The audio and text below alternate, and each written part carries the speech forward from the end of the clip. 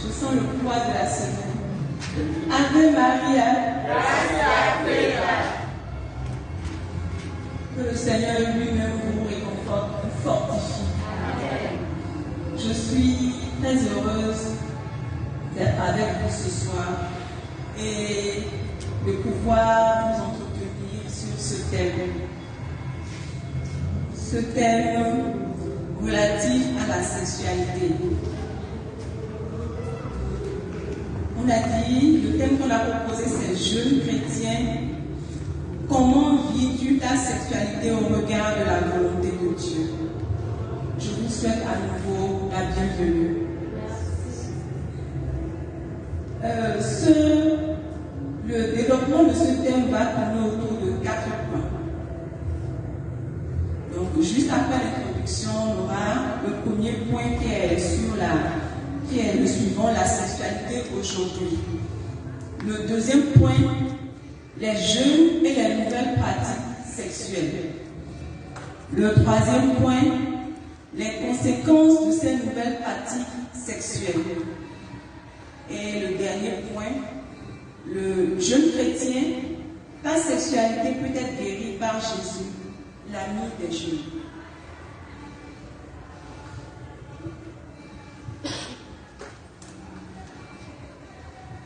Nous remarquons depuis quelques années un phénomène qui est celui de l'hypersexualisation et de la sexualisation précoce des jeunes filles à travers les médias, que ce soit sur Internet, que ce soit à la télé, que ce soit sur les réseaux sociaux, que ce soit dans diverses industries, l'industrie de la mode, de la cosmétique, l'industrie de la musique.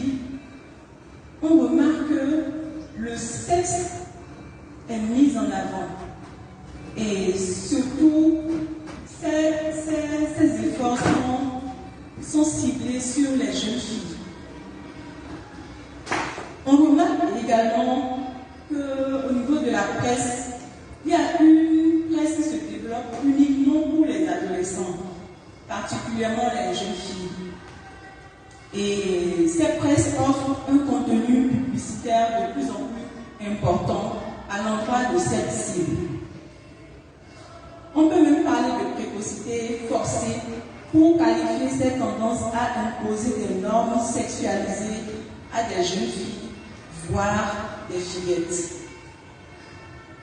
Les garçons ne sont pas du reste. Avec l'avènement du numérique, des téléphones Android, il y a eu un accès qui était fermé avant à la jeunesse, qui s'est ouvert, qui s'est carrément libéralisé, où ils peuvent avoir tout ce qu'ils veulent, du bon comme du mauvais. Parce que reconnaissons que Internet n'est pas que du mauvais. Il y a de très bonnes choses qu'on peut faire sur le net. Mais également, il y a le côté sombre d'Internet.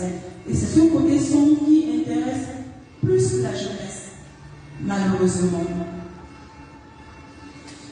Et ce côté, cet aspect que le numérique vient ou permet de développer au niveau de la jeunesse est sans contrôle. On ne peut pas contrôler.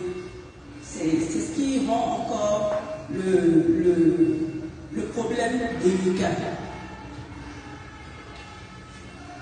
Quand on regarde la télé aujourd'hui, les clips télé qui passent, on remarque que les filles sont pratiquement nues. Les pas de danse, c'est pratiquement, on mime l'acte sexuel. Et vous voyez dans la rue, quand ces musiques passent, les enfants de 2, 3 ans, 4 ans, ils se trémoussent correctement avec les pas de danse qu'ils connaissent. Et déjà, on les formate depuis petit. Il y a plusieurs vidéos qui ont circulé sur Internet où on voit des enfants, 3 ans, 4 ans, 5 ans, aller à l'acte sexuel. Et des gens ont filmé, ont posté ça sur Internet. Je profite pour faire un coucou à tous ceux qui nous suivent depuis notre page Facebook. Et donc, je vais sur le premier point, la sexualité aujourd'hui.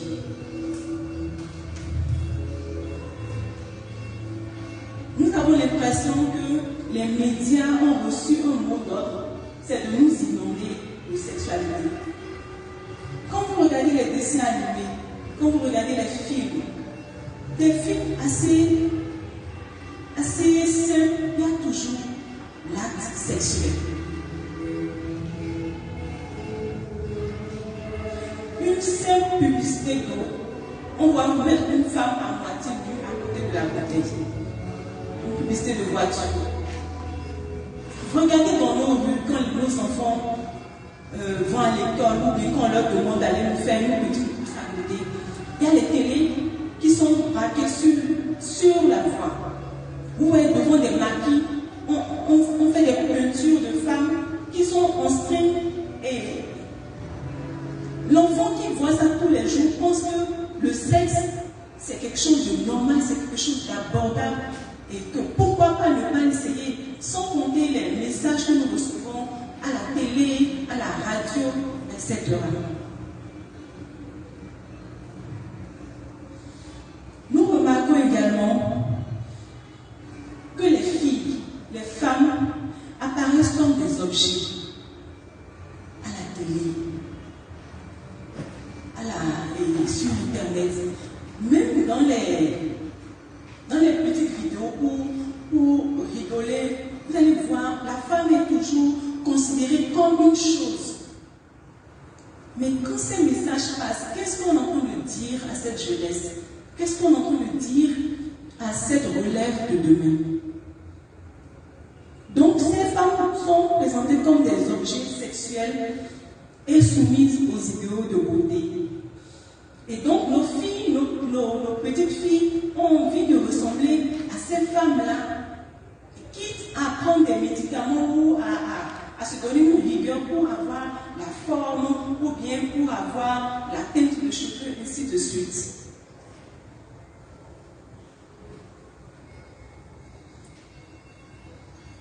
Et donc, la crainte aujourd'hui, c'est que les jeunes n'aient plus de valeur à cause de tout le sexe présent dans les médias et qu'ils vivent leur première expérience sexuelle de plus en plus tôt. On pourrait craindre une perte de repères chez les adolescents, une banalisation de l'acte sexuel qui entraînerait des rapports alors que l'on n'est pas encore prêt.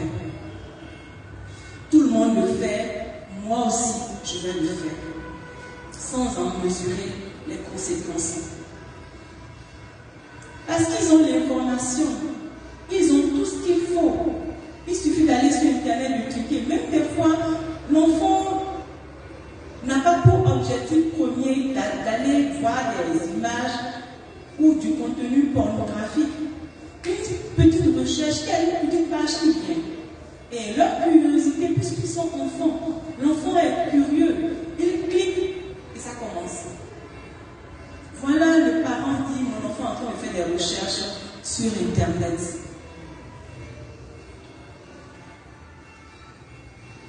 Et malheureusement, les parents ne sont pas outillés à bien utiliser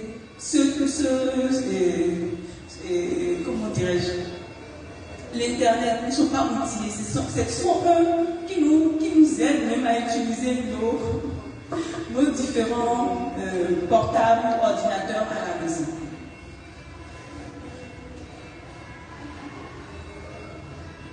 Nous allons sur le deuxième point. Les jeunes et les nouvelles pratiques sexuelles. La sexualité existait depuis. Quand nous regardons la vie de nos grands-parents, de nos aînés, ils se sont connus sur les bancs. Ils ont cheminé ensemble. Certains c'est au primaire, certains au secondaire, certains c'est à l'université. Et ils sont mariés, ils ont pu construire leur foyer. Mais ce que nous remarquons aujourd'hui, c'est que ce n'est plus un couple qui essaie de se connaître pour construire un foyer blanc.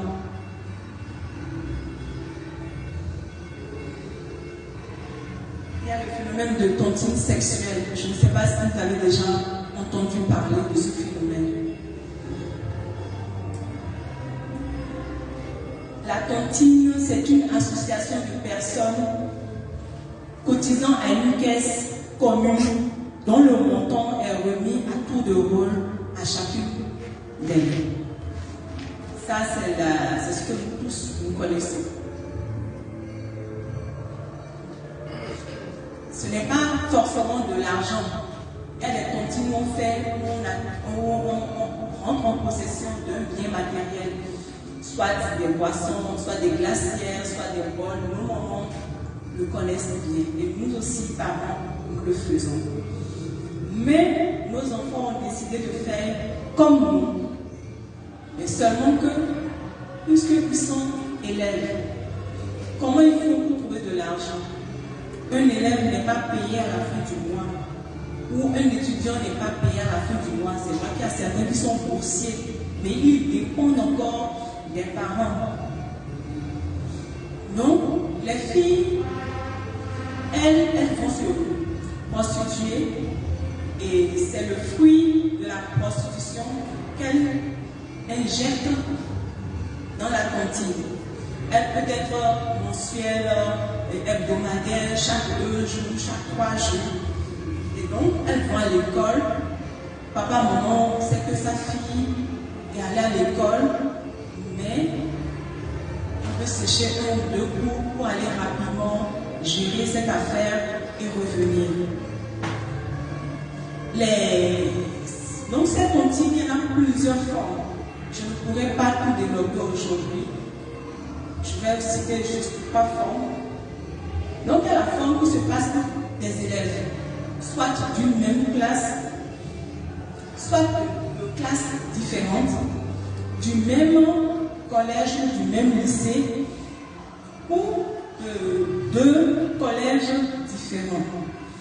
Et qu'est-ce qui se passe? Tout se fait sur les réseaux sociaux.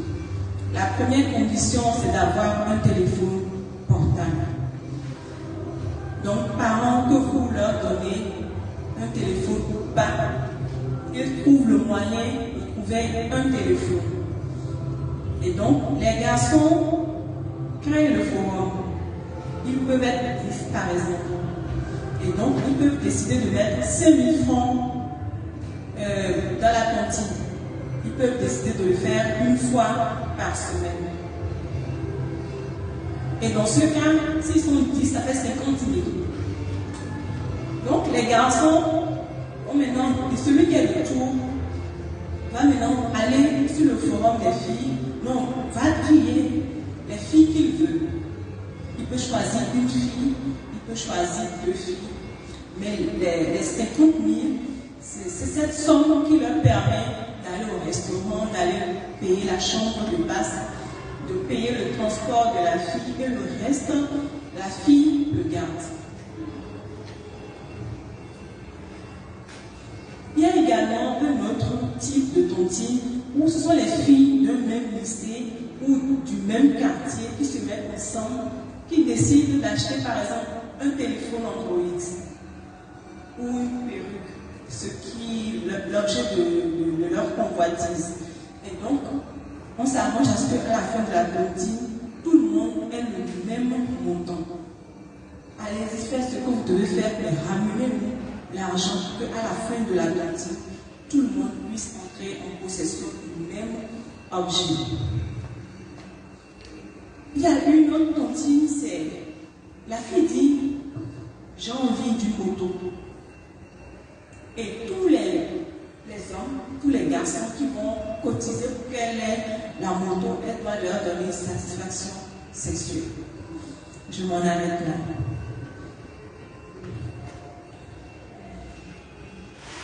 Il y a le phénomène busy. C'est également sur les réseaux sociaux.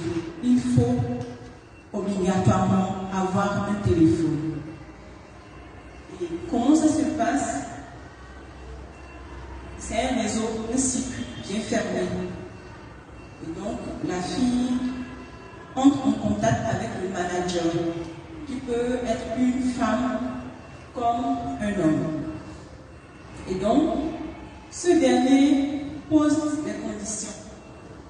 Il faut qu'on ait ta carte d'identité, il faut qu'on puisse te faire des analyses. C'est nous qui te trouvons le médecin.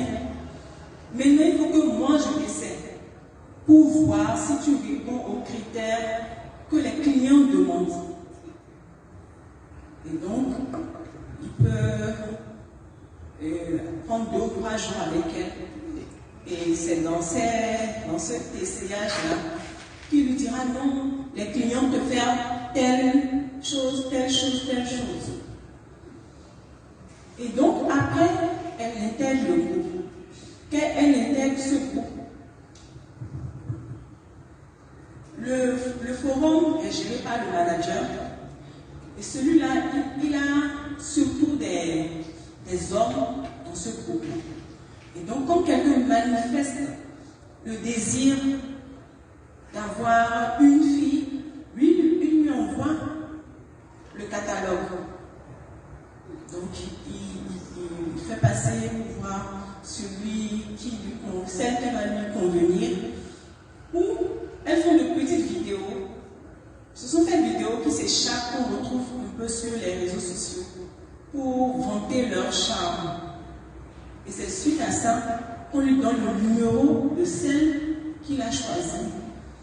Et les deux vont s'entendre sur le lieu, sur la durée, sur les tarifs. Mais le manager reçoit un pourcentage sur l'activité que la fille va faire.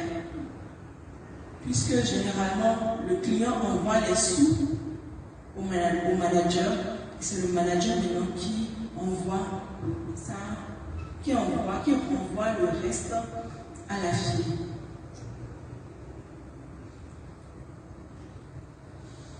Il y a le phénomène de revenge porn.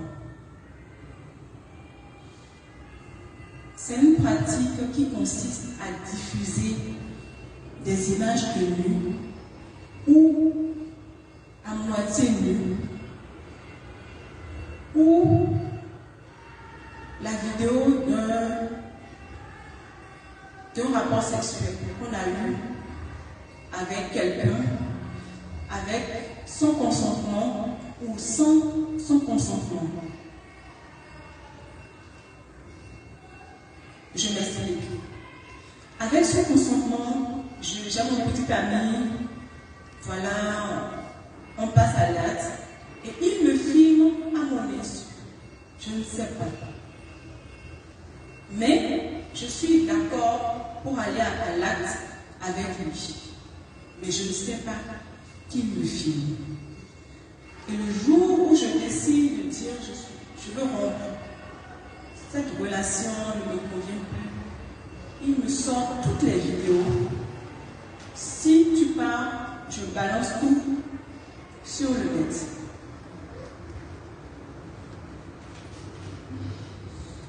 Sans consentement, c'est un exemple parmi tant d'autres. C'est une fille qui demande la permission à sa mère d'aller voir son petit ami. La maman n'est pas au courant qu'elle va voir ce dernier.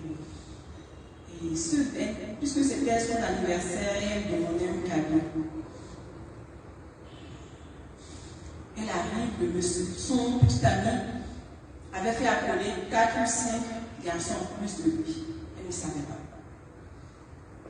Donc, elle allait voir son petit ami. Elle arrive. Voilà.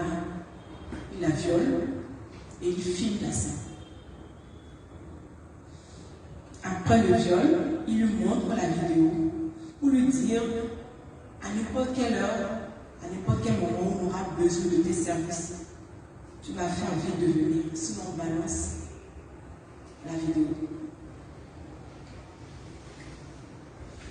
Il y a plein d'exemples. Il y a le mot sexualité. Ça concerne et les filles et les garçons.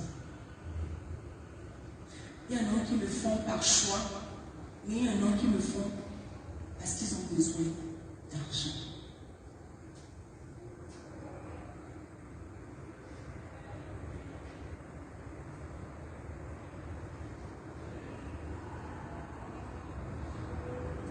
Et toutes ces attitudes qu'ils ont, que les jeunes ont,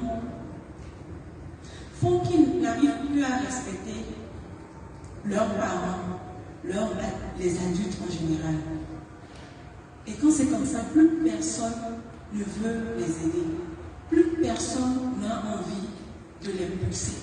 Parce que leur comportement ne permet pas ou repousse l'adulte qui a envie de les ramener sur le chemin.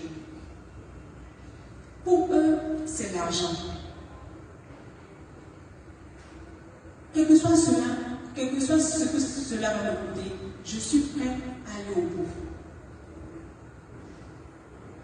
Ils veulent avoir tout et tout de suite.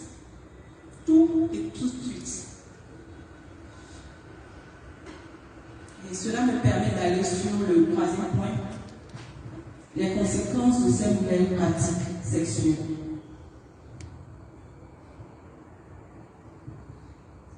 Quand nous parlons de la jeunesse, nous parlons aussi bien des élèves, des étudiants, mais également des apprentis. Parce que tout ce monde-là constitue la jeunesse.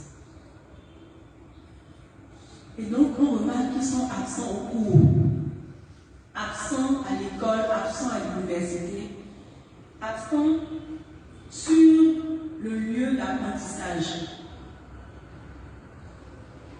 Un des censeurs d'un collège m'a dit ce qui suit. Il dit, le parent est revenu l'année qui a suivi pour venir faire l'inscription de son enfant. Et on lui a dit que ça fait 2 ans que l'enfant n'est plus dans ce établissement. 2 ans.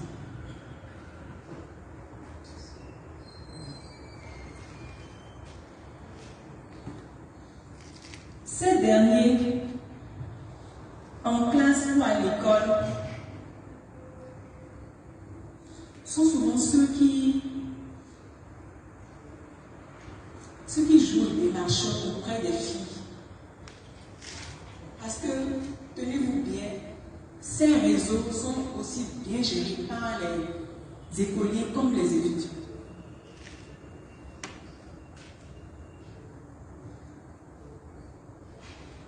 Sur le plan de la santé,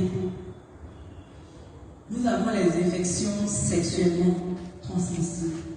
Autrefois, on parlait de maladies sexuellement transmissibles.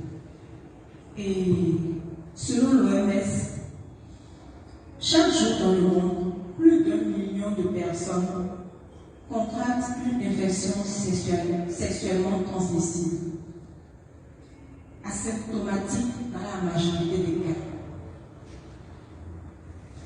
J'ai fait un petit calcul et j'ai remarqué que chaque seconde, 12 personnes dans le monde contractent une IST. 12 personnes par seconde. Et on a dit plus d'1 million. Asymptomatique. Une personne est dite asymptomatique si elle est atteinte d'une maladie ou d'une infection donnée sans en présenter les symptômes typiques.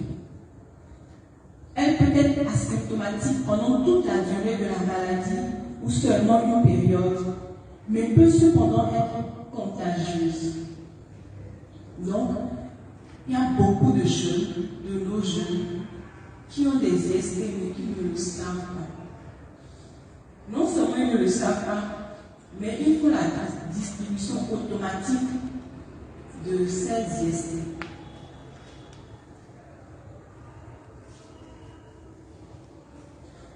Toujours selon l'OMS, on estime que chaque année, 374 millions de personnes contractent l'une des 4 IST suivantes, dont on peut guérir. chlamydiose, gonorrhée, syphilis ou trichomonas. Heureusement qu'il y a des agents de santé dans la salle, donc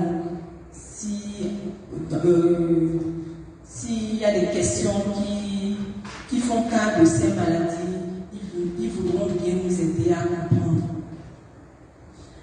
D'après les estimations, plus de 500 millions de personnes de 15 à 49 ans ont une infection génitale par le virus herpès. L'infection par le papillomavirus humain est associée à plus de 311 000 décès dus au cancer du col de l'utérus chaque année.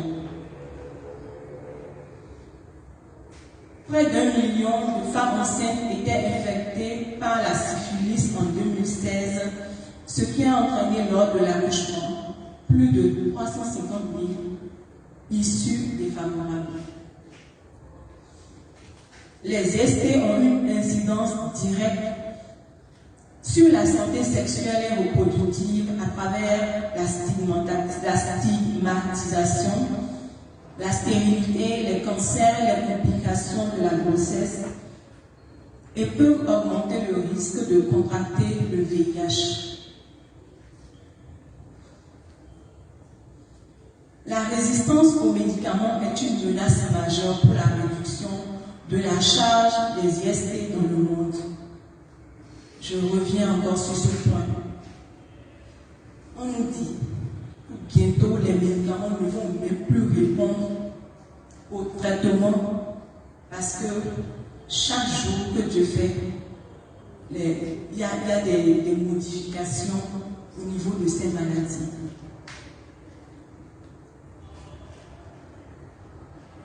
Les adolescentes, elles cherchent à être des expertes en matière de sexualité.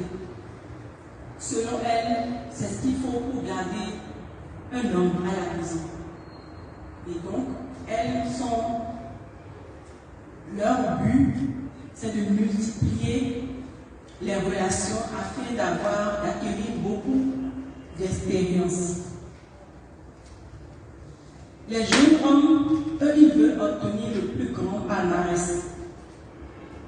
Avoir une longue liste de filles avec qui ils sont sortis.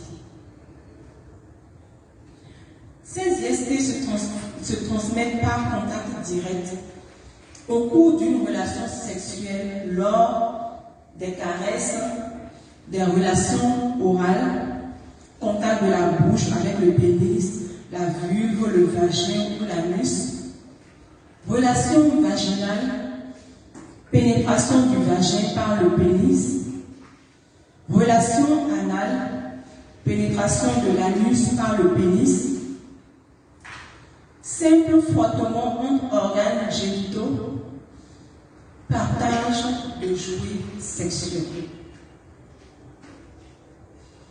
Donc, il y a plusieurs manières aujourd'hui d'attraper les maladies sexuellement transmissibles.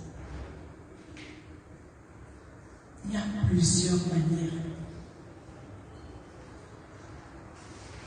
Et l'adolescente ou la femme enceinte peut transmettre cette infection au moment de l'accouchement. Donc, pour pouvoir arriver à développer ces nouvelles pratiques sexuelles, il leur faut des produits.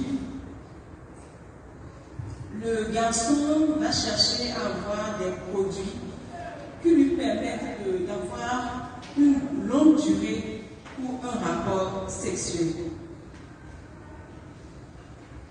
La jeune fille, elle va chercher plutôt à avoir des médicaments pour supporter un rapport sexuel long avec un ou plusieurs partenaires.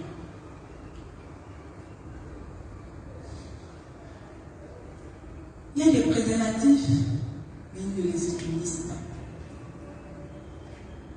Ils ne savent même pas comment on les utilise.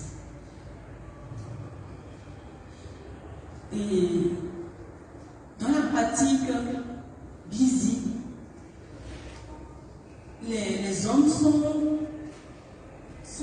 soif des jeunes collégiens.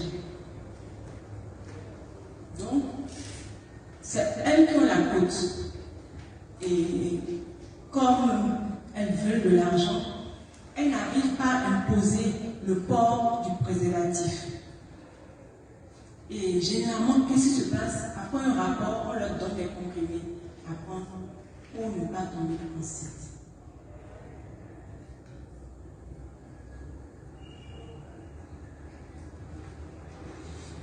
Sur le plan spirituel, souvent, ces filles, elles sont victimes de rituels.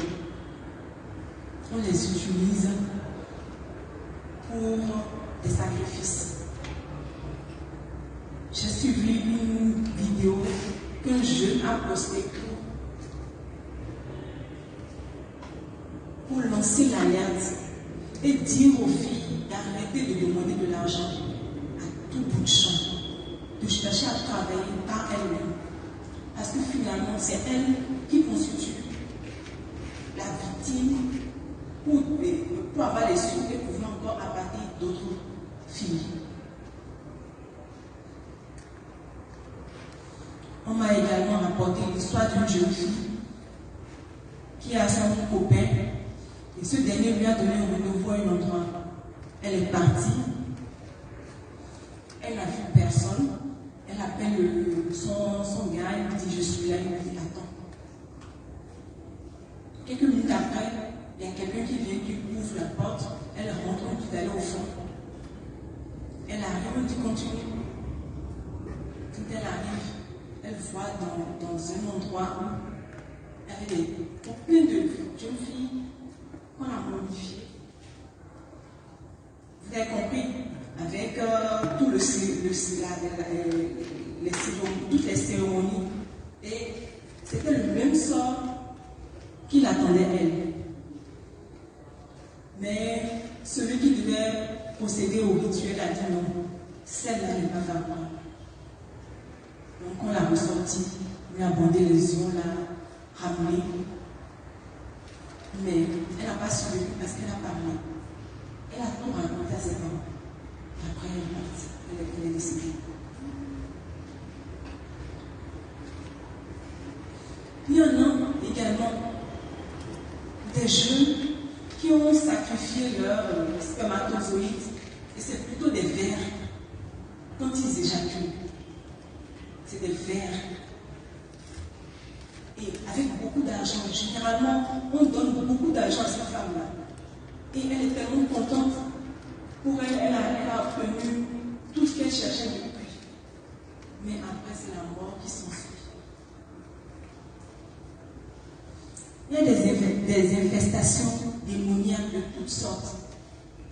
Parce qu'à force d'aller avec Pierre, Paul, Kwasi, Kwadjon,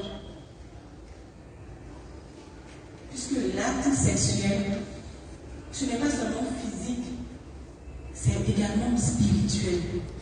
Et donc, quand vous échangez au cours d'un acte sexuel, vous échangez tout, que ce soit les maladies, que ce soit également tout ce qu'il y a de bon et de mauvais. Et généralement, ils sont à l'affût des filles vierges, des garçons puceaux. Dès qu'un garçon ou une fille dit qu'il n'a jamais fait, il devient cible.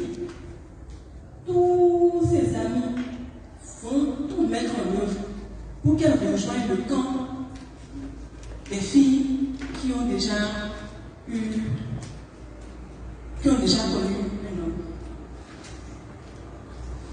Il y en a même à qui on organise une fête quand elle vient dire à sa copine enfin.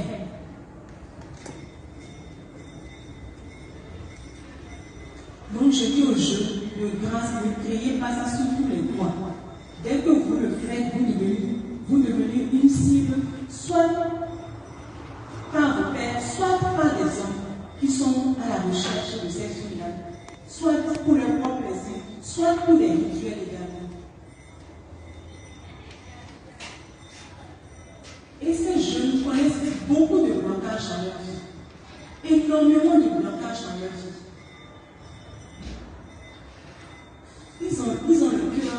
déchirés, le cœur en lambeaux. Parce que pour eux, l'amour, c'est ce qu'ils voient à la télé, le conte du fée. Et ça se termine par un mariage avec le prince charmant qui vient sur un cheval blanc. Elles se rendent compte que c'était du leurre. Elles ont fait confiance. Ou ils ont fait confiance et ils ont été déçus. Les promesses qui ont été faites, qui n'ont pas été tenues. Une fille à qui on dit laisse-toi faire. À la fin, tu auras ton téléphone iPhone. Elle l'a fait. Elle a fait du tout. À la fin, elle n'a rien reçu. Rien reçu.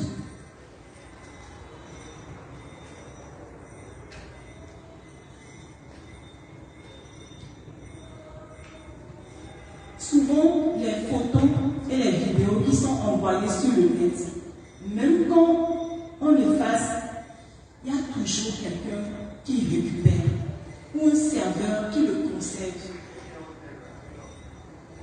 Et donc, ces photos peuvent à tout moment réapparaître. Il y a également le suicide. Il y a beaucoup d'entre elles qui meurent. Il y a beaucoup. Que ce soit jeune fille, que ce soit jeune homme. J'ai mis la grossesse, non, d'abord l'avortement. Il y a beaucoup qui font l'avortement. La position de l'Église est très claire. L'Église est du côté de la vie. Mère Teresa disait devant le Sénat américain, quand l'enfant devient l'ennemi numéro 1, quand l'enfant devient l'ennemi numéro 1, alors tout homme est susceptible d'être mon ennemi à abattre. Que tous ceux qui ne peuvent pas garder leur enfant me le confient. Il y a beaucoup. L'avortement, ce n'est pas que physique. C'est beaucoup de choses. Et s'il n'y a pas une prise en charge à la fin, c'est des personnes qui sont brisées. Parce que c'est quand même une vie qui a été enlevée. La grossesse, enfin. La grossesse, je leur dis souvent, je le redis encore, c'est le moindre mal. C'est le moindre mal. C'est la moindre des conséquences dans une vie sexuelle. J'ai suivi aussi sur les réseaux sociaux une jeune fille. L'histoire est un peu longue, je vais l'écouter parce que je n'ai plus beaucoup de temps. Elle était violée depuis son enfance. Et un jour, ils ont organisé une fête de fin d'année. On dit journée culturelle ici. Et ce jour-là, ils étaient ensemble, un camarade. Elle a bu et l'autre. Mais que ses souvenirs sont tellement vagues qu'elle s'est réveillée dans un endroit où elle n'était pas avant. Mais que ses derniers souvenirs, c'est qu'elle voyait 4 personnes. Mais elle est incapable de dire c'est Paul, c'est Jean, c'est Mathieu, c'est Kwame. Et donc, elle ne sait pas qui est le père de l'enfant. Mais elle a gardé la grossesse. Elle dit le jour qu'elle a accouché, qu'on lui a remis l'enfant, elle ne le prend. Elle dit qu'elle ne veut pas le prendre. Et un jour, elle a dit qu'elle a voulu étouffer l'enfant. Puis un coussin, elle voulait le faire, mais à la dernière minute, quelque chose lui a dit de ne pas le faire. Et sa vie a été souffrance, mais à la fin, elle dit, aujourd'hui, c'est cet enfant-là qui constitue ma raison de vivre, ma raison de me battre. Parce qu'au moins, lui, je sais qu'il ne me fera pas du mal. Et ce sont des jeunes en construction. Ils veulent devenir cadres demain. Ils veulent avoir des projets, entrepreneurs. Et Internet, où ça a été leur jeu, et leur terrain de jeu quand ils étaient jeunes, ça devient également un terrain où les recruteurs vont pour voir à qui j'ai affaire. La banque, les bailleurs de fonds, ils veulent savoir à qui je remets mon argent. Et quand on va découvrir tout ça, ça allume l'envie l'envie de leur faire confiance parce que ce qu'on a vu de leur passé n'est pas du tout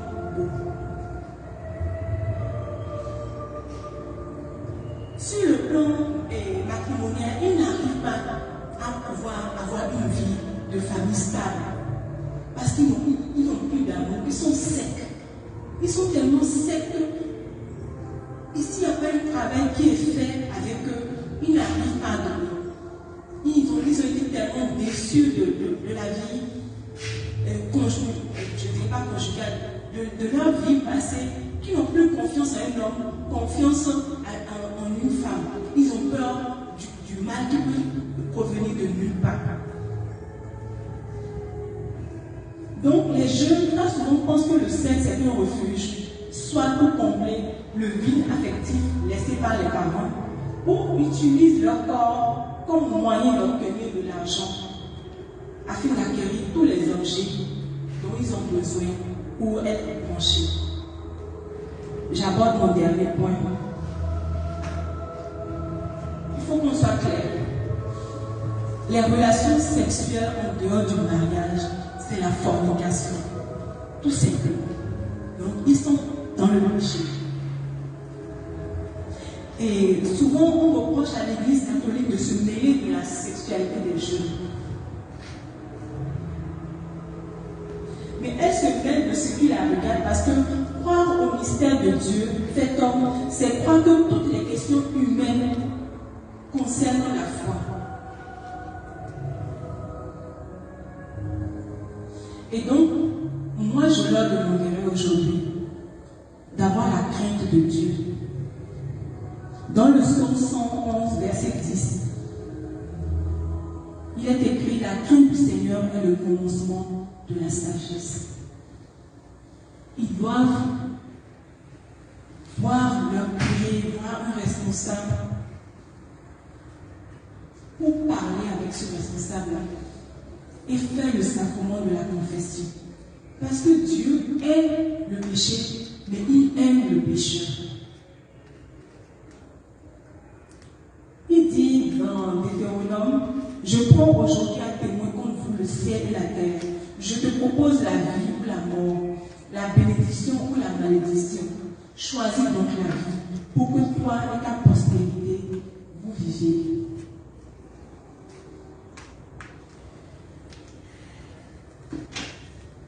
Il dit encore dans Jean 14, 6, moi je suis le chemin, la vérité et la vie. Nul ne vient au Père sinon par moi. Quand on se rappelle de la parabole de l'enfant prodigue, on se rend compte que notre Père est miséricordieux et il ne refuse aucun enfant. Aucun enfant. Et tant qu'ils ne vont pas prendre la décision de se lever de leur péché, de venir, il sera toujours en train de voir à la porte, à la fenêtre, qui arrive, qui c'est qui arrive aujourd'hui. Et c'est à cela que moi je les convie ce soir.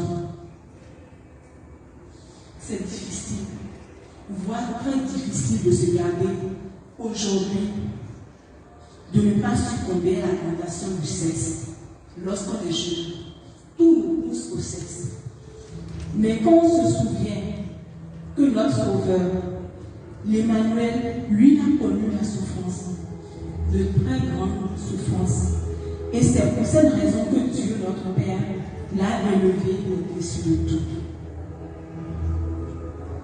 Priez, les jeunes, priez, veillez et priez. Le véritable refuge, le refuge le plus sûr, c'est Jésus-Christ de Nazareth. Demain, nous commençons le mois du rosaire.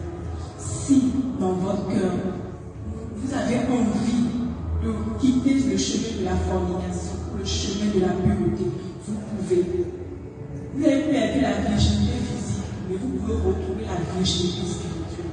Et mon mari est celle-là qui pourra vous aider. Ne laissez pas cette occasion-là. Aujourd'hui, l'Église fête Saint Jérôme. Saint Jérôme qui a traduit la parole de Dieu.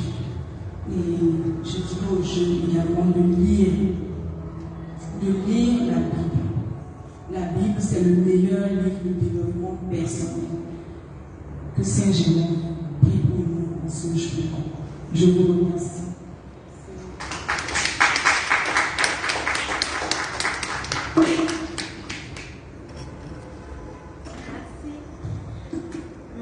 Sœur Myriam, pour le riche enseignement, les riches informations que vous nous avez apportées ce soir. Que Dieu vous bénisse, parce que c'est vrai, il y a des contenus de jeux dont vous avez parlé, qu'on connaissait, mais on ne les connaissait pas tous. Donc il y a des choses dont on n'était pas au courant, que nos frères, nos sœurs sont exposés à ces choses-là. Donc merci pour ces précieuses informations-là et ce précieux enseignement que vous nous avez apporté. Je retiens personnellement qu'il y a plusieurs phénomènes de la sexualité que vivent les jeunes dans les écoles et notamment dans les lieux d'apprentissage. C'est le busy, c'est la tontine sexuelle et tout ça parce qu'on veut de l'argent, parce qu'on veut s'épanouir, soi-disant, parce qu'on veut très vite réussir. Donc merci pour ces informations. Maintenant c'est la période des questions. Est-ce qu'il y en a qui ont des questions à poser par rapport à ce que nous avons entendu, à l'enseignement que nous avons reçu? Et les apports aussi.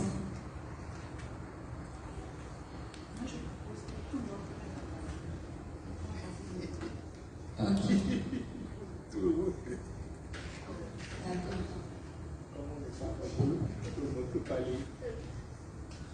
Bonsoir. Je remercie la soeur pour son enseignement.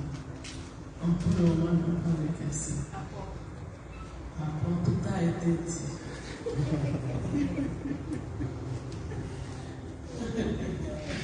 Tout a été dit. Merci.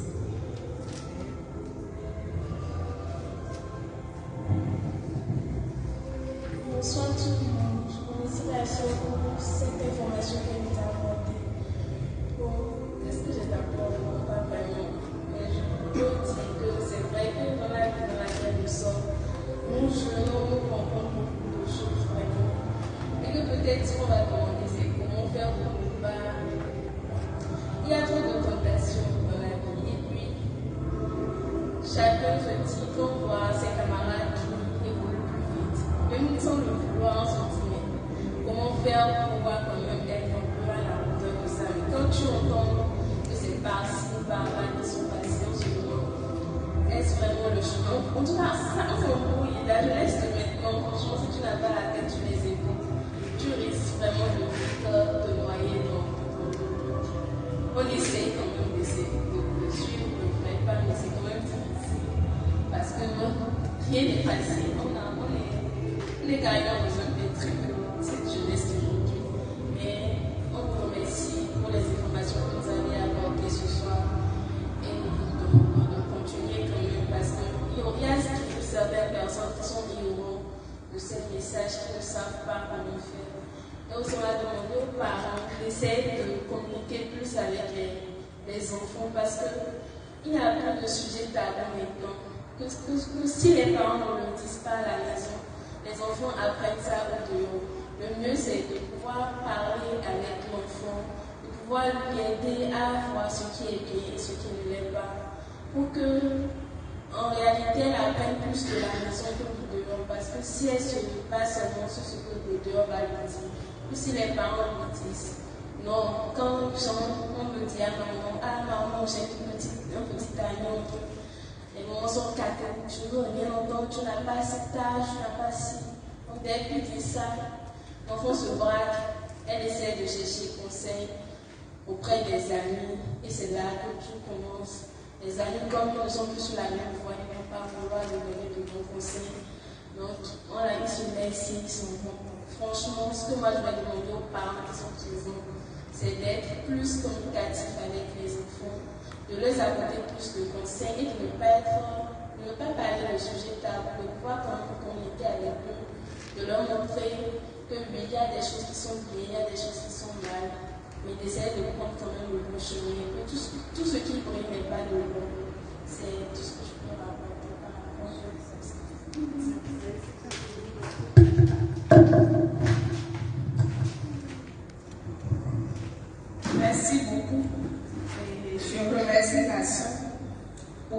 ses recherches. Bravo, on a appris beaucoup. Et je dirais, on a déjà abordé ce que je voulais dire. Parce que c'est vrai, c'est la jeunesse. Mais les parents aussi ont leur responsabilité. J'ai suivi tout à l'heure le père de famille qui allait inscrire son enfant. On a dit que l'enfant n'est plus là depuis 2 ans. Moi, je trouve ça un peu démesuré de la part du papa. Parce que s'il y avait un suivi rigoureux, on ne peut pas faire, bon, comme à la lettre, mais un peu de suivi. Il aurait su que l'enfant n'allait plus à l'école. Donc, il va falloir que les parents aussi se mettent un peu dans la danse. Plus de sujets tabous, c'est vrai. Et il faut se faire ami avec, surtout nos enfants filles, surtout les filles. Il faut se faire ami avec elles, afin qu'elles puissent se sentir à l'aise quand il y a un petit problème, qu'elles puissent venir se confier. Et les petits enfants, j'ai écouté un petit neveu hier qui disait, et sa maman qui me disait, attention, il est à la maternelle. Et la maman disait, ton petit, il a une copine. Et j'ai dit, ah bon, où est ta copine? Comment elle s'appelle? Et il a donné le nom de la copine. Et sa maman disait qu'elle était là, elle lui a offert le bonbon. Il a dit, non, il reste pour... J'ai oublié le nom de la copine. Il reste pour la copine. Puis la maman dit, va lui donner pour toi. Elle dit, non, c'est ma copine. Donc tu dois donner pour elle aussi. Donc elle dit que la maman disait ça, elle dit, tu as raison, tout le monde a pris par là. Mais c'est pas déjà l'âge. Il faut évoluer. Mais ça prouve que tu es enfant. C'est normal. Donc il y a le rôle des parents aussi. Pour être vrai, que Dieu même nous y aide à jouer pleinement sur vous. Merci. Merci beaucoup à la sœur pour son enseignement. C'était enrichissant. Moi, je voudrais compléter certaines choses comme elle a demandé. Aujourd'hui, jeunes que nous sommes, et nous voyons aussi beaucoup de choses qui se passent. La jeunesse est vraiment menacée. Avec les films, les feuilletons, novelas et consorts, vraiment, c'est du bordel. Et c'est vraiment touchant. Les filles, les hommes veulent copier tout ce qu'ils voient dans la novelas. Et pour finir avec tout cela est lié à l'ambition démesurée. L'ambition démesurée, ils veulent copier, ils voient que tout ce qui se passe, toutes ces choses que les gens font dans les feuilletons de novelas et consorts ne sont pas des trucs réels. Non. Eux-mêmes n'ont même pas le temps de regarder ces choses chez eux. Mais ils nous envoient ça. Mais nous, les jeunes, nos frères et sœurs jeunes comme nous, veulent copier ça. Et ils aiment regarder ça. Ils courent même derrière ces choses pour le regarder. Et pour finir, c'est pour casser la tête et se relever le petit de salaire.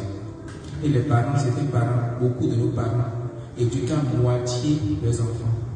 Un parent, c'est un homme plein de goût.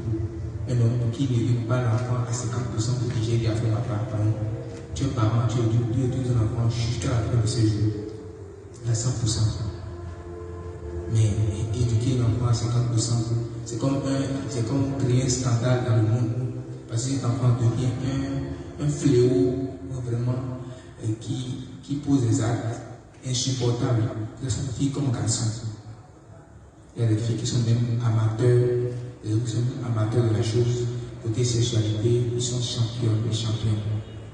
Ils te malmènent de gauche à droite, te donnent des raisonnements que tu ne vas même pas faire, que tu vas même, donc tu ne t'attendais même pas.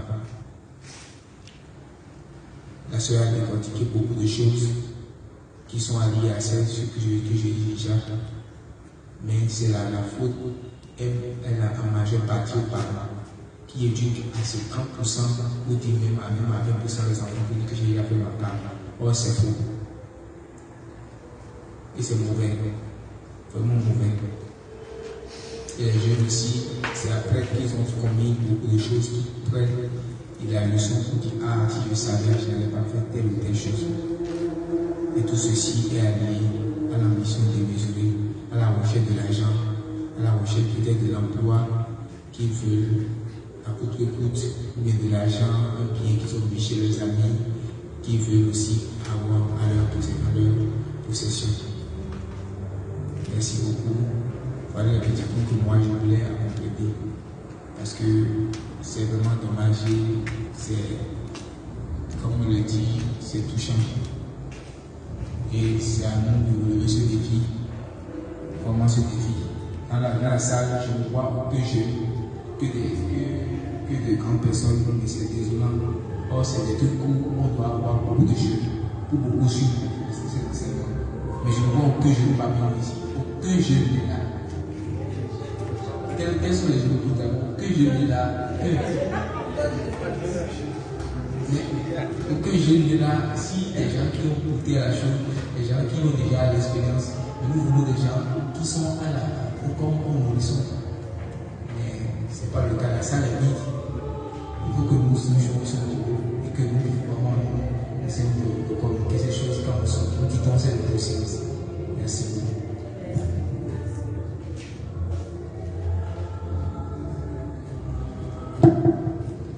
Je remercie beaucoup la soeur pour son enseignement. Moi, ce que je voudrais dire dans tout ça, c'est comment nous, les parents, nous devons rester, nous devons éduquer parce que la faute, moi je vois que c'est la majeure partie est l'éducation des parents.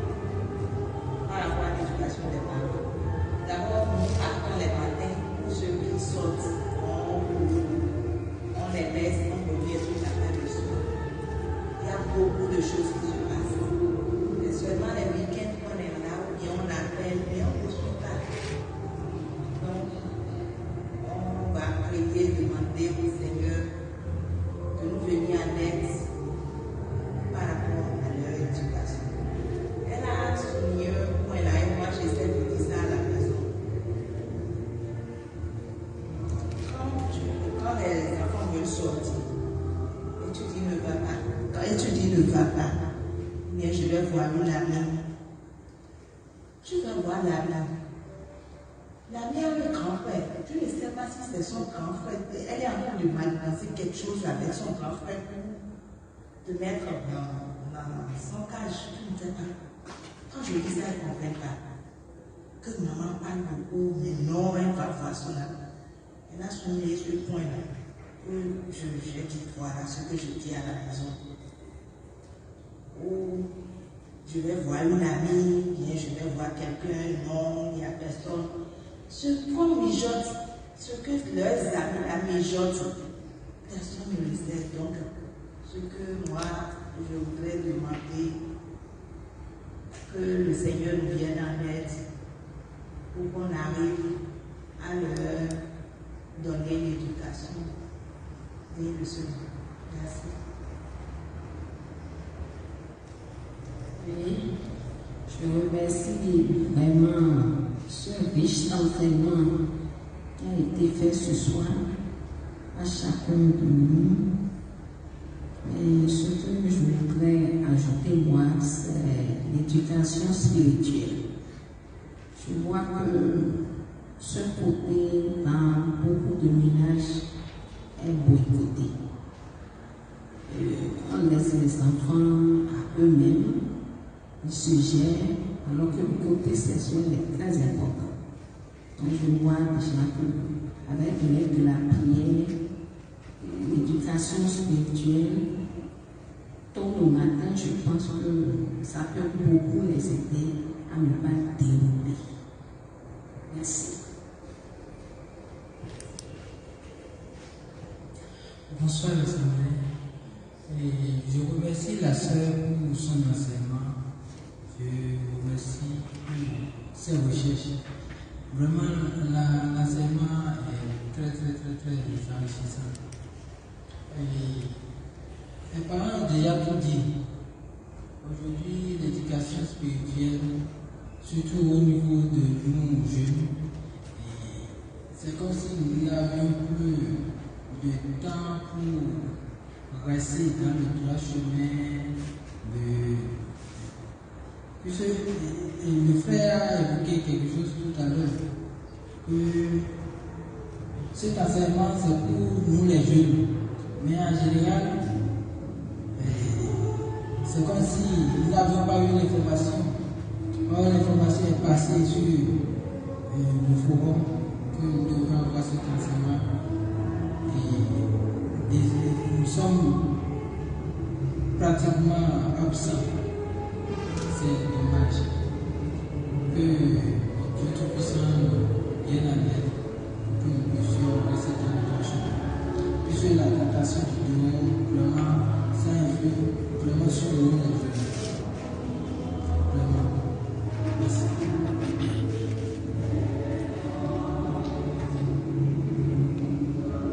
Bonsoir, je dis merci à la sœur pour son enseignement. La sœur déjà tout dit, je n'ai plus pratiquement rien. Je demande seulement au Seigneur de nous aider à encadrer les enfants et à les écouter et à prier beaucoup. Merci.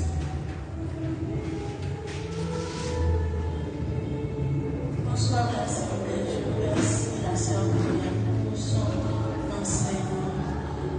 Moi, je vais plus m'appesantir sur un phénomène qui prend plus de l'ampleur aujourd'hui. La monoparentalité, ça joue beaucoup en défaveur des enfants. Parce que quand tu as un enfant qui soit fille ou garçon, à un âge donné, quand il n'y a pas une présence masculine, la déroute est très vite arrivée. Et si la maman, si c'est que l'enfant est qu'avec la maman et elle n'a pas une certaine rigueur, alors elle a une rigueur de haute portée, elle aura beau tout faire, l'enfant va s'imposer à elle. Parce que nos enfants savent agir sur notre psychologie. Et c'est que, bon, quand je vais faire comme ça, c'est maman va céder. Et petitement, ça prend de l'ampleur et on voit les dégâts plus tard. La plupart des gens aujourd'hui, c'est vrai, ils courent après le matériel, alors que c'est éphémère. Parce qu'on veut être à la hauteur de son ami. On n'a pas les mêmes conditions de vie. Maintenant, si les parents, ils peuvent déjà inculquer une vraie éducation spirituelle, ça doit avoir une place de choix dans le foyer. Je pense que ça pourrait déjà corriger un temps soit-il la donne. Je vous remercie.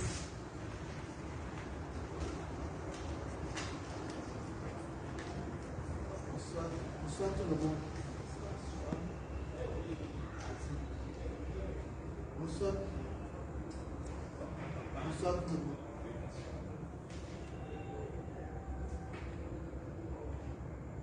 Bonsoir tout le monde. Merci pour l'enseignement que l'enseignement a présenté. L'enseignement c'est pour les jeunes. Et les jeunes aujourd'hui, ils paient des bisous. Et que Dieu nous aide quand même à veiller sur l'enseignement, à ne pas faire le téléphone.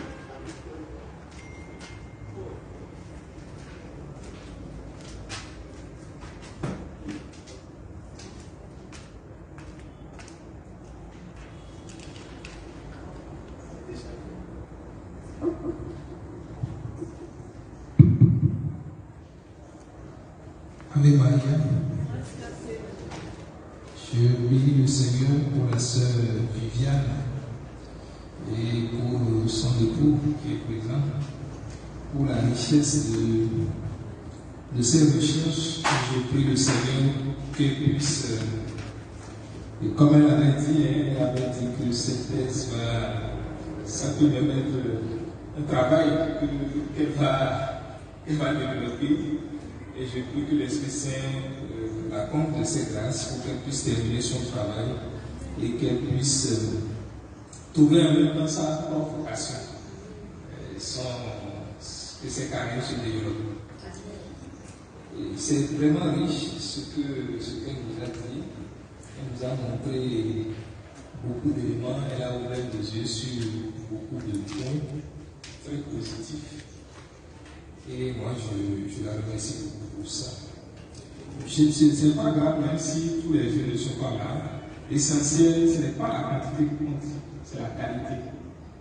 Jésus a réussi sa mission avec 12 seulement. 12 personnes seulement. Donc, je ne sais pas le nombre là, ne regarde pas ça. Si 2 ou 3 personnes sont là, elles peuvent déjà impacter beaucoup de monde. Moi, je pense que chacun de nous, en tant que parent, doit restituer cet enseignement-là auprès des enfants, pour informer les enfants des risques, des différents risques. Avant peut-être de poser ma question, je voudrais contribuer et pour dire que nous avons vécu un cas en fait de détournement de mineurs. La fille a posté sur Facebook et son besoin d'avoir un job de vacances.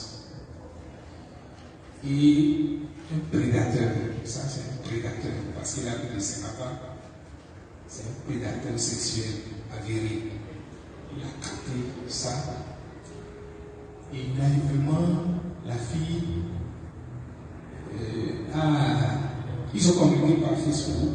Il lui a donné son numéro, il lui a dit ok, j'ai une boutique de vente de portables.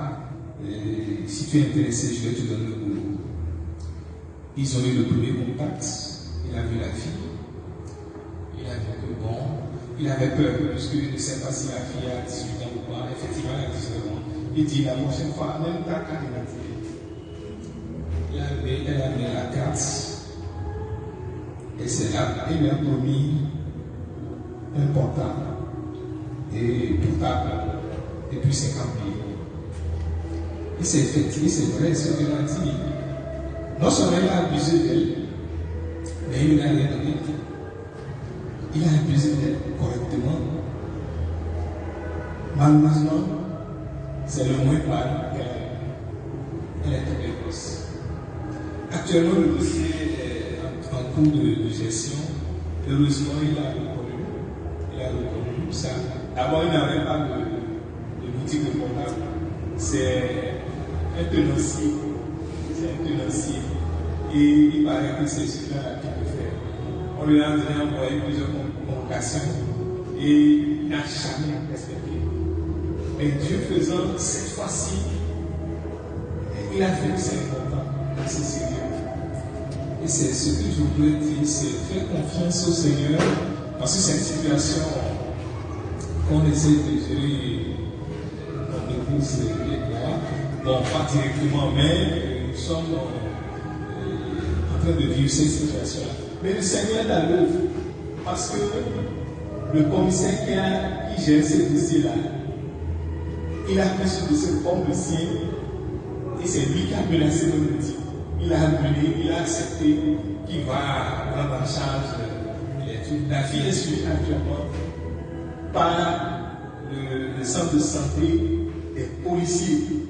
Donc c'est un dossier géré par la police elle-même.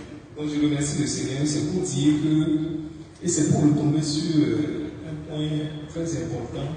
Et une sœur a abordé ça. Il y a beaucoup. Cette famille-là, le couple n'est pas uni. Ils sont séparés. La fille n'a pas de repère. C'est un ping-pong. Papa la rejette, maman la rejette. Au finish, c'est qu'elle est allée tomber là-bas. Bon, heureusement, le petit problème n'est pas monté. Mais heureusement, ce n'est pas le cas. Donc je voudrais tomber sur le point important. L'amour parentalité, c'est un fléau actuellement. Il y a des familles, beaucoup de familles monoparentales. Et la plupart des cas, je ne sais pas si dans les statistiques, elle a regardé ça, dans les cas que tu as évoqués là, les gens font jusqu'à l'extrême, font des têtes sexuelles, tout ça. Quelle est la part de quelle famille vient-elle? Est-ce que ce n'est pas des familles monoparentales? Ou c'est la maman seule? Ou bien c'est l'enfant seul? Ou bien c'est le papa seul qui garde l'enfant? Donc, c'est la responsabilité de nous les parents Et c'est peut-être la question que je voudrais te poser, c'est vous, en tant que couple chrétien, catholique, engagé, quel type d'éducation donnez-vous à vos enfants? Et c'est à peu près la question que je voudrais poser pour voir un peu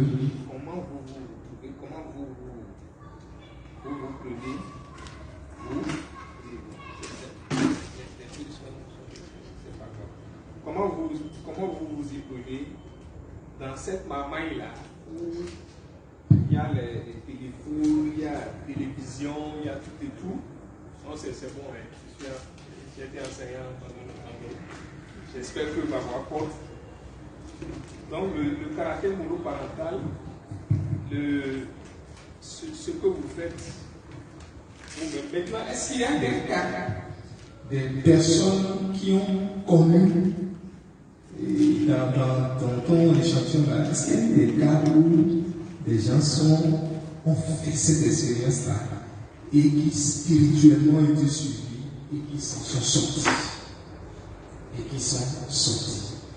Maintenant, tu as donné une image pour que les gens puissent retrouver certaines vigilités spirituelles, malgré ce cas-là, tu n'as pas voulu tu t'es pas tout étendu sur ça. Et je pense que ce sont ces genres de cas, ces genres d'exemples qui vont édifier les gens. Parce que quand on suit l'enseignement, on a très peur. On entend de parler, on se dit que c'est impossible. Or, rien n'est possible à Dieu. Et j'ai beaucoup apprécié la référence faite à la Vierge Marie. Parce que dans ce genre de situation, c'est elle qui peut vraiment aider à sauver les gens. Merci beaucoup.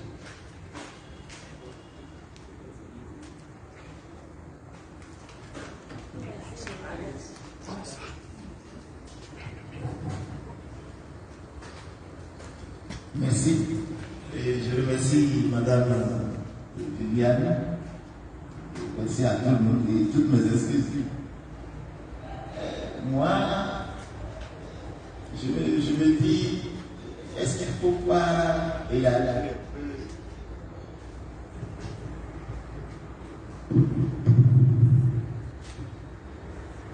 Moi, je me demande, est-ce qu'il ne faut pas élargir un peu, puisque je me souviens quand on n'avait pas commencé dans la chapelle ici, il y avait une formation du genre dans l'église de l'autre côté. Et au fait, l'information est passée dans les collèges catholiques, tout ça là, mais au finish, on n'a pas eu de cause. Et est-ce qu'il ne faut pas négocier avec les prêtres pour que la formation soit faite en présence des enfants, pas une soirée comme ça, un truc vraiment, je ne sais pas.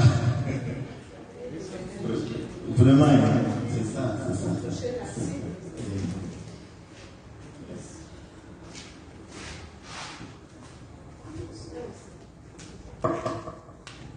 Merci à chacun et à tous pour les questions. Moi, je ferai peut-être un petit apport. Il y a eu des parents qui ont abordé la question de comment éduquer les enfants, comment les accompagner et comment faire en sorte qu'il y ait moins de ces fléaux-là. Et il y a un parent qui a premièrement abordé l'éducation spirituelle. Et je voudrais appuyer là-dessus et dire que c'est vraiment très important. Par exemple, pour la soirée à laquelle nous participons, les enfants des parents qui sont ici peuvent y participer en fait. Ce n'est pas que les études qui comptent parce qu'on va à l'école, on apprend ce qu'il y a à l'école, mais c'est Dieu qui est la solution par rapport à solidifier en fait les valeurs morales. Donc, essayer d'inscrire les enfants dans les communautés charismatiques, dans les groupes chrétiens, comme ça les enseignements les encourager, parce que généralement l'église on annonce qu'il y a des enseignements, mais personne ne s'y présente. Les parents peuvent envoyer leurs enfants, leur dire allez-y. Ou bon, il y a un parent qui a évoqué le fait que son enfant par exemple veut aller voir une amie ou bien une amie, et on lui interdire parce qu'il pourrait avoir un risque.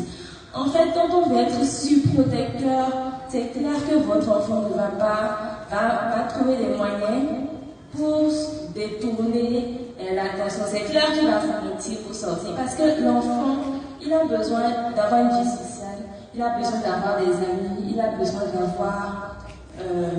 d'appartenir à un groupe. Donc, moi, ce que je propose par exemple dans ce cadre-là, c'est déjà apprendre à connaître les amis des enfants, en fait.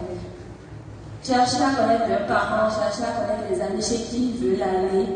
Et ça préserve un peu. Et leur les avertir, leur donner des conseils à faire attention.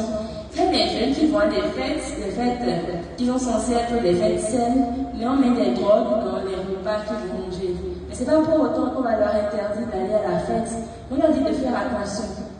La prière aide. Fais attention à ce que tu manges. Et voilà. En fait, on apprend à connaître ceux qui sont autour d'eux. Il faut forcément que le parent soit impliqué dans la vie de l'enfant. Sinon, c'est clair que l'enfant va aller à la dérive. Et moi, j'invite surtout à ce que les parents ne constituent pas un blocage à l'enfant par rapport à son épanouissement en lui interdisant tout par peur qu'il tombe dans la dérive, mais qu'il soit à côté en fait pour lui dire tu sais ceci, tu pourrais faire comme ceci, tu pourrais faire comme cela. Ça aiderait beaucoup plus. Le jeune, c'est ce qu'il cherche. Les gens à qui discuter, se sentir écoutés, se sentir compris et pas qu'il y ait des interdits à chaque fois. Voilà, c'est ça.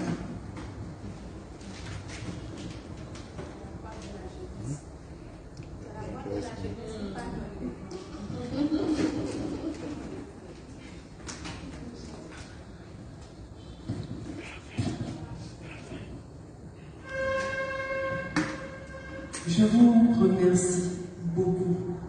Merci beaucoup. Parce que j'ai appris de vous. Donc, on est à égalité. Merci. Je vais rapidement répondre aux questions. Comment nous, parents, devons éduquer? Je réponds aux deux personnes qui m'ont posé la question pour qu'on aille un peu plus vite. Déjà, il faut avoir une relation avec ses enfants. Une relation. Malheureusement, les parents ont des enfants, mais il n'y a aucune relation. Aucune relation. Quand je parle de relation, c'est quoi? C'est être dans la vie de son enfant. C'est que l'enfant sait que si j'appelle maman, elle est capable de faire une pause et de m'écouter. Que si je crie au secours, maman soit là. On n'a pas de relation. Moi-même, je continue à faire ce travail sur moi-même. La relation, c'est être capable de dire à son enfant,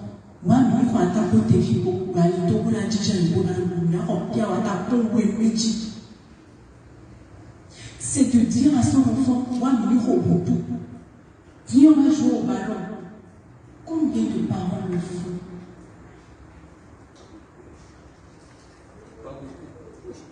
On dit qu'on est vieux, on n'est plus enfant. Non.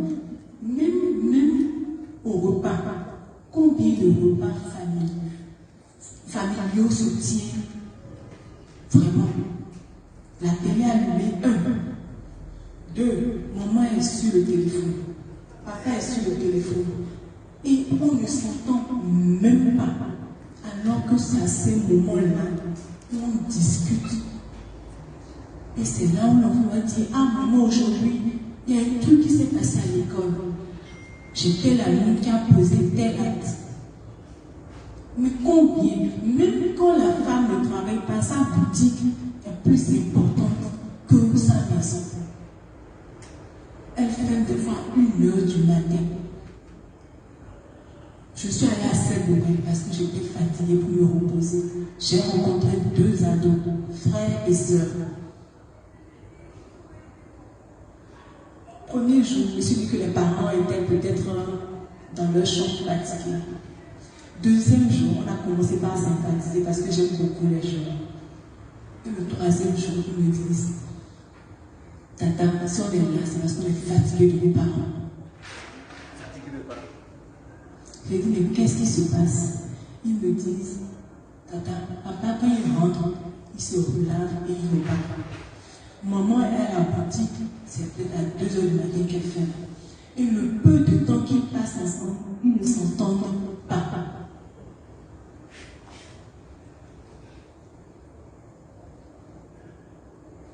Je suis d'accord que les parents veuillent le meilleur pour leurs enfants. C'est normal. Mais est-ce que c'est ça que les enfants ont besoin? Il y a des femmes anciennes ministres du Bénin. Elles devaient coacher leurs petites sœurs qui veulent monter dans la sphère politique. Mais ce jour, c'était des larmes. Elle disait, j'ai été ministre dans ce pays, j'ai été ci, mais j'ai perdu mon mari, j'ai perdu mes enfants. Je n'étais pas là pour eux. Après, voilà ce que j'ai géré. Pourquoi? Parce qu'on se dit, ils sont là, ils ont un chauffeur, ils vont au restaurant, ils ont les dernières chaussures à la mode, ils ont le dernier téléphone. Mais ce n'est pas de ça que les enfants ont besoin. C'est pour cela que quand quelqu'un leur montre un peu d'affection, pour eux, c'est de l'amour. C'est de l'amour alors que c'est un piège. Et ces enfants-là, et ça se passe aussi bien dans les familles pauvres que dans les familles riches. Les enfants sont en souffrance. Les enfants sont en souffrance. Solution, moi je demande de commencer par faire les choses basiques.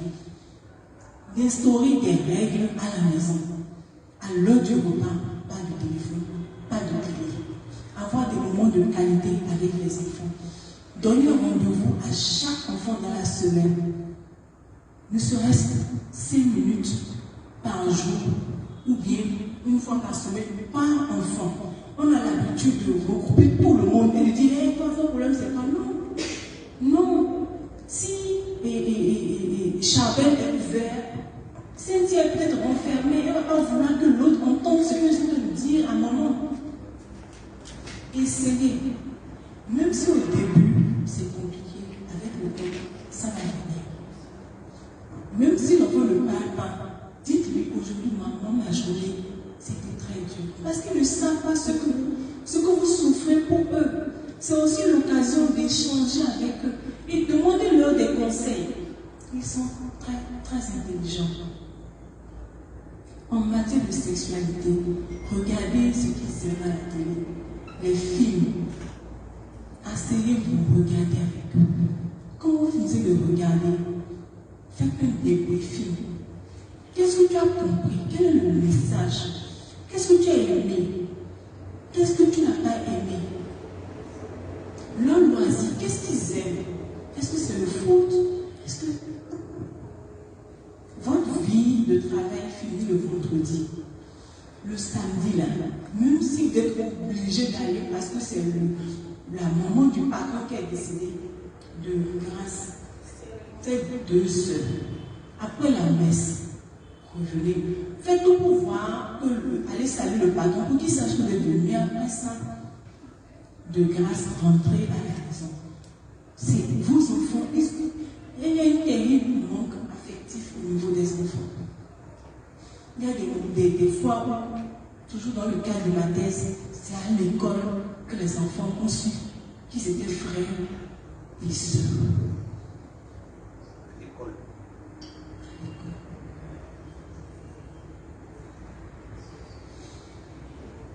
Donc j'ai répondu en même temps à la question comment on fait pour éduquer les enfants? La prière. Parce que là où nos bras s'arrêtent, la main de Dieu continue de les protéger.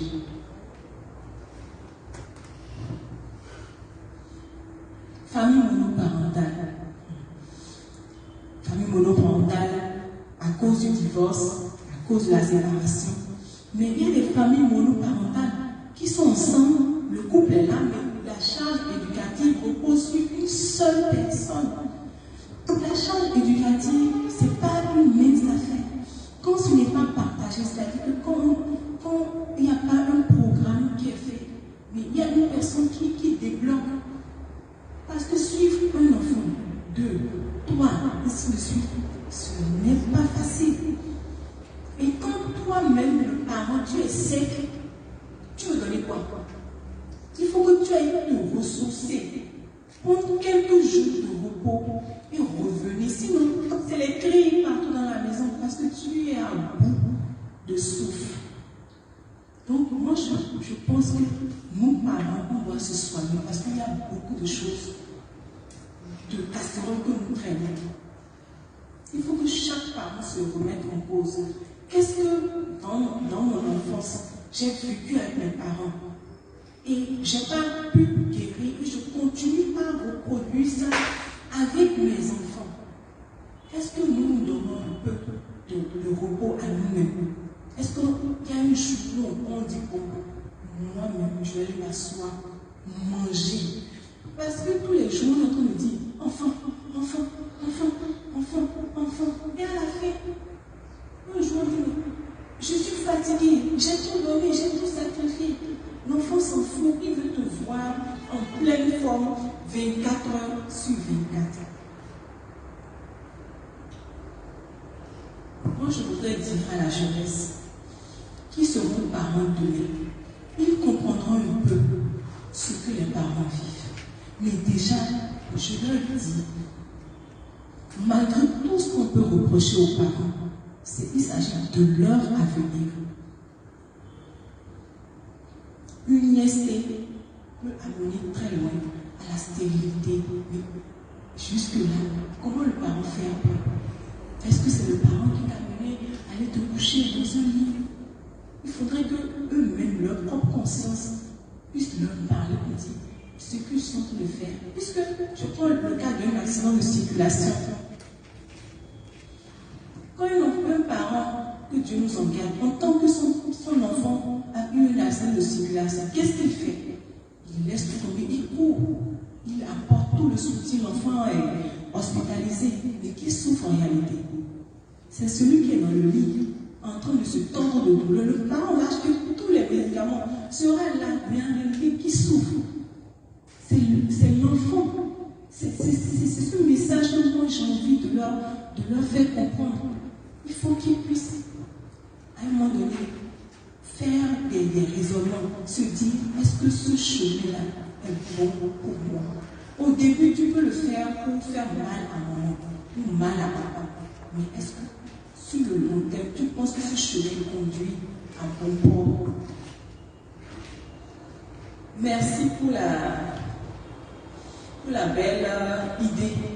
On va mûrir cela avec la FADE, avec tout le conseil général, pour qu'on aille à la rencontre des étudiants et des élèves. Parce que s'ils ne viennent pas vers nous, nous on doit aller vers eux. Merci beaucoup.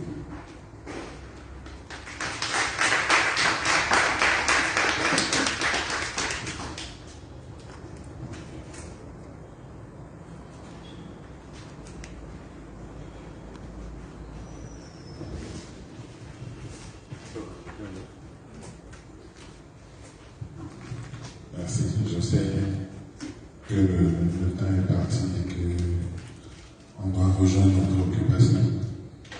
Mais l'essentiel a été dit, mais comme j'avais envie de parler, il faut que je dise un mot. Je pense que premièrement, pour rassurer ceux qui ont fait remarquer le fait qu'il n'y ait pas de jeu, je voulais rassurer qui a des jeux dans le monde, à commencer par moi. Je me considère toujours jeune dans ma tête. je considère que je peux apporter encore à des jeunes et que je peux apprendre encore des jeunes. Il faut vous mettre dans cette disposition pour pouvoir partager des choses avec eux. Et comme elle a dit, il faut vivre avec eux, il faut être dans leur temps. Sinon, on passe à côté. Si on ne réfléchit pas comme eux, si on ne joue pas au foot avec eux, bon, personnellement, je ne joue pas beaucoup. Moi, je n'aime pas le foot. Mais je me rends compte que même si je n'aime pas les foot, que je fasse un effort pour que je ne puisse pas. En fait, il faut voir ce qu'il y a derrière. En faisant ça, c'est qu'ils vous prennent comme votre camarade, mais ils font la part des choses. Ils savent que vous êtes leur papa ou leur maman. Mais ils vous prennent comme leur camarade et qui peuvent tout vous dire. En tout cas, au moins jusqu'à un niveau. Et à partir de ce moment, vous pouvez changer beaucoup de choses. Et vous pouvez les éclairer. Il ne faut pas oublier aussi que nous sommes beaucoup leur modèle qui nous regarde. Comment on fait? Si en circulation, à tout croisement, on insulte le prochain qui n'a pas respecté le pôle de la route, ils vont reproduire la même chose.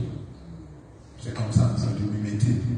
Le bébé, quand il naît, quand il grandit, quand il se met à prononcer ses premières paroles, c'est ce qu'il entend. Il fera ça tout seul. Donc, il faut vraiment être élève. C'est pas toujours facile parce que nous-mêmes, on n'a pas vécu comme ça. On n'a pas vécu ça. Nos parents n'ont pas été comme ça avec nous. Donc, c'est vraiment un véritable talent qu'il faut faire ce soir, comme elle disait, pour y arriver. Comme elle a dit, là où nos pas s'arrêtent, Dieu, le roi de Dieu continue. C'est pour dire simplement que dans votre pays, il va y avoir beaucoup de prières. Prière avec eux, prière pour eux. Ça, c'est très important. Vous ne pouvez pas escamoter ça. Les familles monoparentales, Dieu n'est pas pour rien. Il sait pourquoi il a fait les parents. Mais non, à cause des circonstances de la vie, on se retrouve à un seul à éduquer son enfant. Ben, on prend la place du papa ou la place du maman, en plus de sa propre place.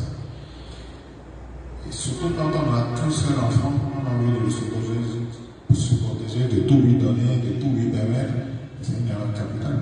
Au contraire, celui-là doit être encore éduqué plus durement que les autres.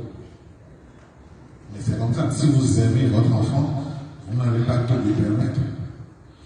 Aujourd'hui, ils sont nés avec le numérique, le téléphone. Vous pouvez pas contribuer à ce qu'ils aient un téléphone. Sinon, ils vont faire des conneries pour avoir un téléphone. Mais il faut mettre des règles. Pendant l'année scolaire, il n'y a pas de téléphone. Il sait qu'il a un téléphone, le téléphone il est là, il le voit tous les jours. Mais pendant l'année scolaire, il n'a pas le droit d'y toucher. Il comprend que la vie n'est pas aussi facile que ça. Pendant les vacances, il est le premier à vous. C'est le premier jour des vacances. Et vous lui donnez, il faut respecter les règles aussi. Mais dans le même temps, vous lui apprenez à utiliser le téléphone sur les réseaux sociaux. Malheureusement, on ne peut pas tout obtenir. C'est pas possible. Et c'est là où la vie est interdite. Dieu vous sauvera de ces choses-là. Encore qu'il faut soit y croire. Maintenant, moi, on n'a pas forcément la formule magique pour dire voilà comment il faut faire, voilà comment. Et tous les enfants ne se disent pas de la même façon. Vous en avez 10, on a les peines qu'ils les disent de la même façon. C'est pas possible. Chacun vient avec son caractère, sa personnalité.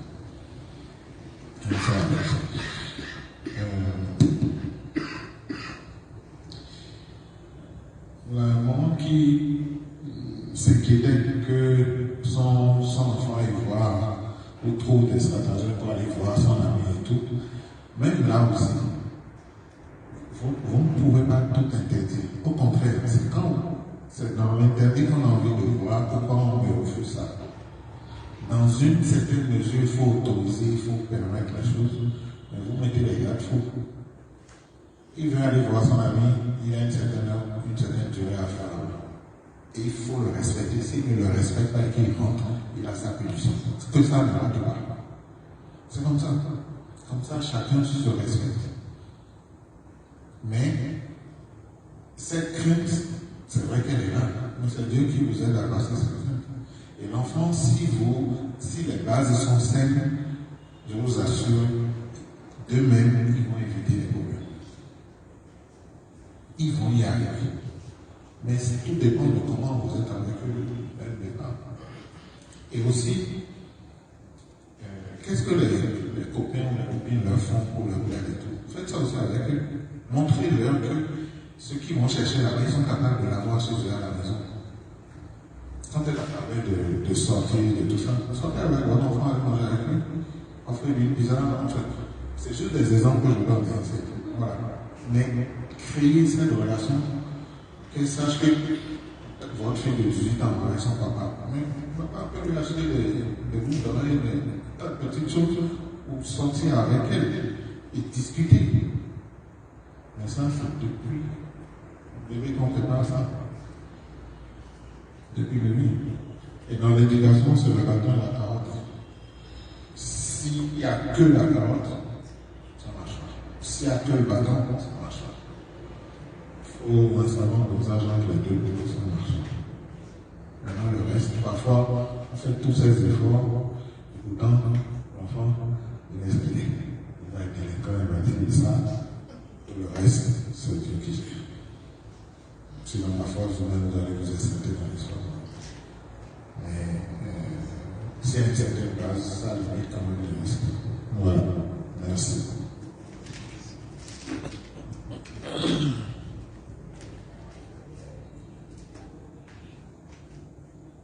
Nous allons, en guise d'intercession, prendre soin à la Vierge Marie afin qu'elle étende son voile sur tous les enfants dont les parents sont représentés ici, les enfants dans les écoles, ceux qui n'ont plus de parents, ceux dont les parents ont démissionné, tous les enfants, peu importe où ils sont, dans les trous dans lesquels ils se trouvent, que la Vierge Marie puisse étendre son manteau sur eux et les ramener à Jésus.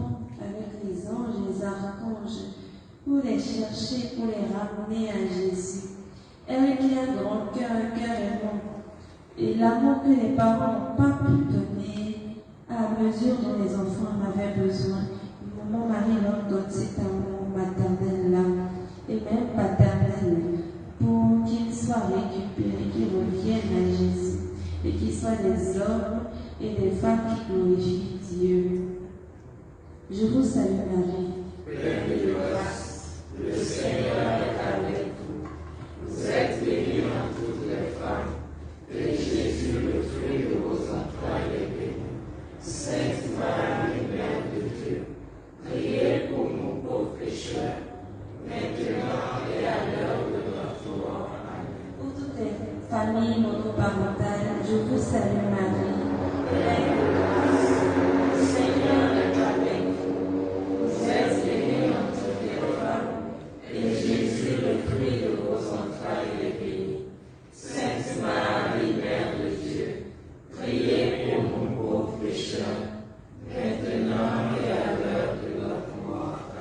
pour toutes les personnes qui peuvent prendre des décisions, qui ont l'autorité pour prendre des décisions, pour créer des cadres légaux, pour protéger la jeunesse, les enfants. Je vous salue Marie. Pleine de grâce, le Seigneur est avec vous. Vous êtes bénie entre toutes les femmes, et Jésus, le fruit de vos entrailles, est béni. Sainte Marie, Mère de Dieu, priez pour nous pauvres pécheurs, maintenant et à l'heure de notre mort. Amen. Gloire au Père, au Fils et au Saint-Esprit. Comme il était au